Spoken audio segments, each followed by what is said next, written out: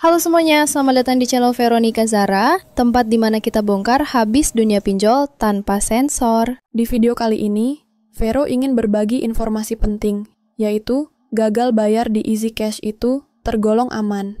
Ya, kalian tidak salah dengar. Bahkan jika kalian mengalami gagal bayar hingga 17 juta rupiah atau 20 juta rupiah sekalipun, Easy Cash tergolong aman.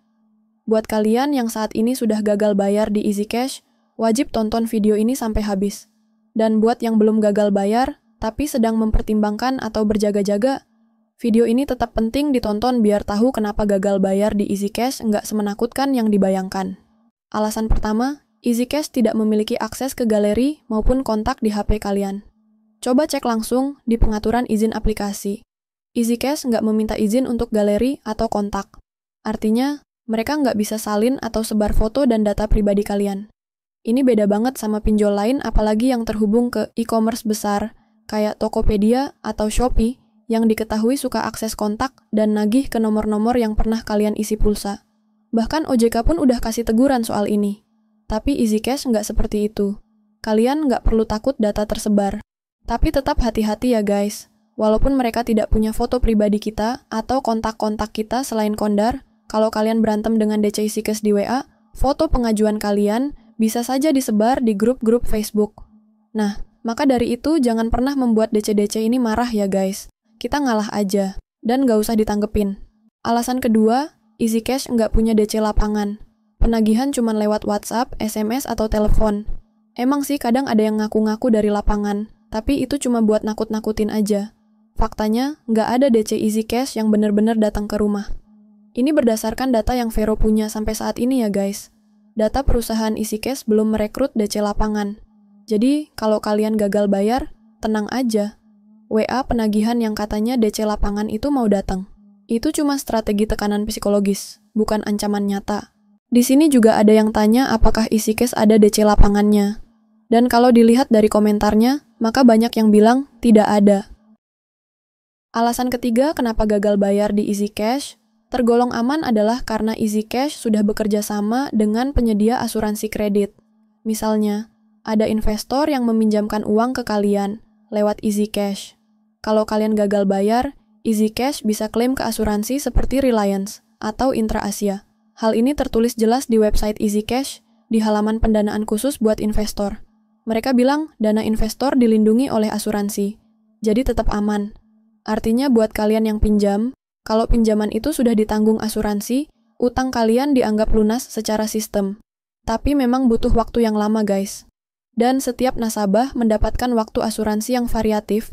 Ada yang 3 bulan langsung diasuransikan, ada yang 3 tahun juga belum diasuransikan. Jadi saat kalian galbay, ya mungkin saran Vero nggak usah buru-buru pengen diasuransikan. Karena itu kebijakan dari Easy Cash-nya juga. Yang perlu kalian lakukan adalah membangun mental dan kepercayaan diri yang kuat. Itu lebih penting daripada asuransi. Di sini, Vero tidak mengajak kalian untuk melanggar hukum, apalagi melakukan hal-hal ekstrim. Tapi, satu hal yang perlu dipahami. Gagal bayar pinjol, termasuk Easy Cash, justru lebih baik daripada memaksakan diri untuk membayar dan berujung pada tindakan yang merugikan diri sendiri dan orang lain. Coba kalian lihat kenyataannya. Ada orang yang maksa bayar sampai menjual barang-barang penting, gadai sertifikat rumah, bertengkar dengan pasangan, bahkan meninggalkan anak atau memarahi anak hanya karena stres utang. Bahkan, tidak sedikit yang sampai melakukan tindakan kriminal semua, karena memaksa untuk tetap membayar. Kalau dibandingkan, gagal bayar justru lebih manusiawi. Orang yang gagal bayar adalah mereka yang selamat dari jeratan sistem pinjaman yang kejam dan menyesatkan. Orang yang niat bayar pinjol justru dekat sekali dengan bencana. Banyak kasus bunuh diri, membobol ATM, bahkan mencelakai orang lain terjadi karena tekanan untuk bayar utang. Tapi kalau kalian berani gagal bayar, itu adalah langkah awal menjadi pribadi yang lebih kuat. Setelah galbay, kalian akan lebih tegas, lebih siap hadapi tantangan hidup. Bahkan, ketika menghadapi masalah lain, kalian akan merasa, saya aja bisa galbay belasan juta, masa ini nggak bisa saya hadapi? Gagal bayar bisa menjadi titik balik menuju kesuksesan. Pinjol adalah sistem yang dirancang bikin kalian takut. Pinjol bekerja dengan pola psikologis. Awalnya mereka datang dengan senyuman, pinjaman cepat, tanpa jaminan, cair dalam hitungan menit. Tapi ketika kalian telat sehari bayar, Nada mereka berubah jadi kasar. WA ancaman, SMS makian, sebar data, intimidasi. Mereka sengaja bikin kalian takut, bikin kalian panik, bikin kalian merasa terpojok dan berdosa besar. Padahal yang kalian pinjam cuma 1 juta rupiah. Itu bukan utang biasa, itu jebakan. Kalau di bank, di leasing ketika kalian telat, itu masih ramah loh, masih banyak toleransinya. Kalau dipinjol walaupun hanya pinjam 300, tapi kalau telat sehari pasti kalian akan dimaki-maki dan diteror. Vero ulangi, itu bukan utang biasa, itu jebakan. Nah, ketika kalian bisa berhenti walau sulit itu, artinya kalian sudah lepas dari perangkap paling berbahaya di era digital. Jangan pernah mengorbankan hidup untuk membayar riba digital. Apa gunanya kalian bayar utang, tapi harus kehilangan keluarga? Apa gunanya lunas, tapi kalian justru kehilangan masa depan karena mental kalian hancur? Kalau utang itu mengancam nyawa kalian, kesehatan kalian, kebahagiaan keluarga kalian, maka itu bukan lagi soal tanggung jawab. Itu sudah jadi bentuk kekerasan. Dan kekerasan dalam bentuk apapun wajib dihentikan.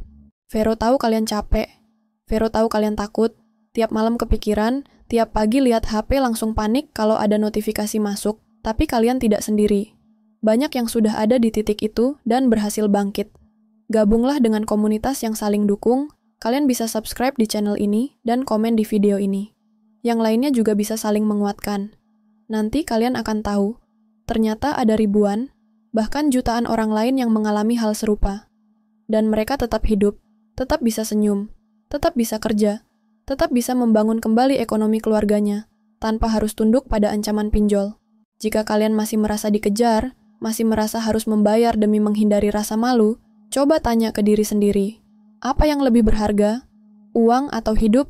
Harga diri itu hilang karena gagal bayar, atau karena menyerah pada tekanan. Mulailah hari ini dengan keputusan yang menyelamatkan. Berhenti gali lubang tutup lubang.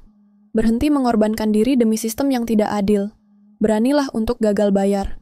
Karena dari kegagalan itulah, kalian akan dibentuk menjadi pribadi yang lebih kuat, lebih sadar, dan lebih bebas. Hidup tidak berakhir karena gagal bayar. Tapi hidup bisa benar-benar hancur jika kalian terus menipu diri sendiri. Terus memaksakan kehendak demi tanggung jawab yang justru disalahgunakan oleh sistem. Kalian lebih berharga dari angka di aplikasi. Dan kalian pantas hidup tenang. Ingat, ini bukan akhir. Ini adalah awal. Jadi, kenapa gagal bayar di Easy Cash itu tergolong aman? Yang pertama, mereka nggak bisa akses galeri dan kontak kalian. Lalu yang kedua, mereka nggak punya DC lapangan.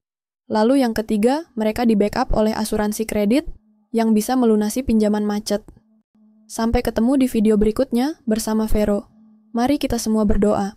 Ya Allah yang Maha Pengasih dan Maha Penyayang, limpahkanlah kepada kami rezeki yang halal, berkah, dan melimpah. Bukakanlah pintu-pintu rezeki dan kemudahan dari arah yang tidak disangka-sangka. Kuatkanlah hati kami dalam menghadapi gagal bayar pinjol ini, dan jauhkanlah kami dari mara bahaya apapun. Amin ya Robbal Alamin. Sampai jumpa di pembahasan berikutnya, dan tetap semangat menjalani hari-hari kalian ya.